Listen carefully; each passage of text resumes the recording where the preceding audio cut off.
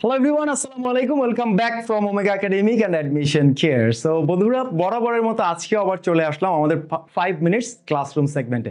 So আশা করি আপনাদের বরাবরের মতোই ভালো লাগবে এবং রেসপন্স করবেন আপনারা। অবশ্যই ভালো লাগলে জানাবেন, খারাপ লাগলেও জানাবেন, সকল দিক থেকেই জানাবেন, বিকজ আমরা কাজ করছি ছোট বড় সকলের ইংরেজি দক্ষতা উন্নয়নের জন্য। সো বন্ধুরা, আজকে আমাদের টপিক হলো obligations. Obligations it's kind of modal, এটা মডালের মধ্যেই পড়ে, বাট এই ফ্রেজেস গুলো দ্বারা মূলত বাধ্যবাধকতা বোঝায়। যেমন আপনাকে কাজটি করতে হবে, আপনাকে যেতে হবে, আপনাকে খেতে হবে, আপনাকে খেতে হয়েছিল, আপনাকে খেতে হয়। হ্যাঁ, তিনটা। যেমন আপনাকে খেতে হয়েছিল, আপনাকে খেতে হয়, আপনাকে খেতে হবে, তাই না? জোর জবরদস্তি, যে এই ধরনের অব্লিগেশনস যদি থাকে, এই ধরনের কথা আপনারা ইংরেজিতে কিভাবে প্রকাশ করবেন? এটা English spoken related topic, but আমাদের কিন্তু একাডেমিকে এই জিনিসটা খুবই দরকার হয়। আমরা কিন্তু অনেক ভুল করি, বাট চেষ্টা করব এই জিনিসটা যাতে ভুল না হয়। আজকে একটু ক্লিয়ার করার চেষ্টা করব। দেখুন বন্ধুরা, অব্লিগেশনস, অব্লিগেশনসে কারা কারা থাকতে পারে? তিনটা জিনিস। নাম্বার 1, হ্যাভ টু অথবা হ্যাজ টু। হ্যাভ টু অথবা হ্যাজ টু, এটা হলো প্রেজেন্টে হয়। যেমন আই হ্যাভ টু গো, আমাকে যেতে হয়। আই হ্যাভ টু কাম, আমাকে আসতে হয়। আই হ্যাভ টু ইট, আমাকে খেতে হয়। আই হ্যাভ টু ফাস্ট, আমাকে রোজা রাখতে হয়। I have to be quick, আমাকে দ্রুত হতে হয়। I have to conduct classes, আমাকে ক্লাস নিতে হয়। আই হ্যাভ টু সুইম, আমাকে সাঁতার কাটতে হয়। I have to come here every day, আমাকে এখানে প্রতিদিন আসতে হয়। আই এনিথিং, যেটাই আপনাকে করতে হয়, যদি আপনি করেন, যেটা করতে হয়, এটা বোঝানোর জন্য হ্যাভ টু ইউজ করবেন। এখন আই এর সাথে হ্যাভ বসে, এই জন্য হ্যাভ টু বলছেন। বাট তাকে করতে হয়, যদি ব্যাপারটা এরকম হয়, তাকে ভাত খেতে হয়। হি, হি এর পরে কি হ্যাভ বসে? বসে না। হি এর পরে বসে হ্যাজ, তাহলে হবে he has two,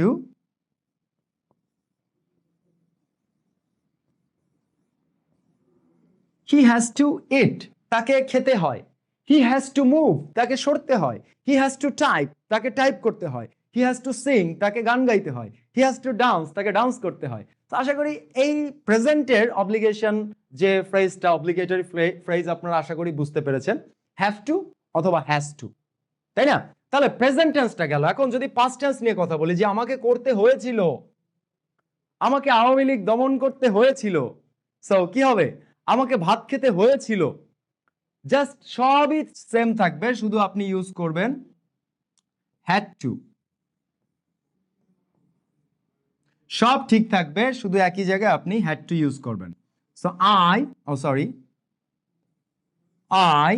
had to go,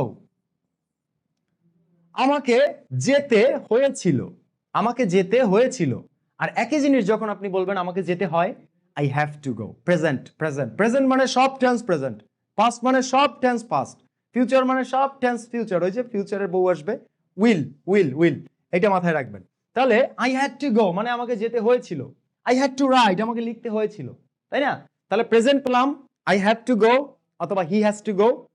past পেলাম আই হ্যাড টু গো, আমাকে যেতে হয়েছিল। তাহলে ফিউচার একটা আছে, আমাকে যেতে হবে, সেটা কি করবেন? আমাকে যেতে হবে। যেহেতু বলছিলাম ফিউচার মানি উইল আসবে, তাহলে এই যে এখানে ফ্রেজটা বসবে উইল হ্যাভ টু। তার মানে আপনি যদি সেন্টেন্স বানান এটা দিয়ে, দেখুন তো, আই উইল হ্যাভ টু গো। কত ইজি, তাই না? এটা এটা কি মানে কঠিন? আপনাদের কাছে কঠিন লাগতেছে? আমার তো মনে হয় না। সো আমাকে যেতে হবে, I will have to go, I will have to go, মাথায় থাকে যেন, ঠিক আছে? আমাকে খেতে হবে, I will have to eat. আমাকে দেখতে হবে, I will have to see. আমাকে পড়তে হবে, I will have to study. আমাকে দৌড়াতে হবে, I will have to run. আমাকে মারামারি করতে হবে, I will have to fight. Okay, so বন্ধুরা, আশা করি আপনারা এটা বুঝতে পেরেছেন। তাহলে আমি একটা সাম আপ টেনে দিই আপনাদের জন্য। দেখেন, অব্লিগেশনস, অব্লিগেশনস। তাহলে আপনি যদি বলেন,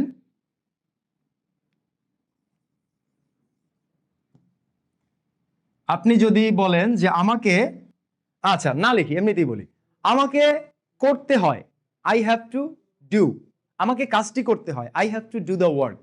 তাকে কাজটি করতে হয়, হি has to do the work. ঠিক আছে? এই দুটি কিন্তু প্রেজেন্ট। আমাকে কাজটি করতে হয়েছিল, I had to do the work.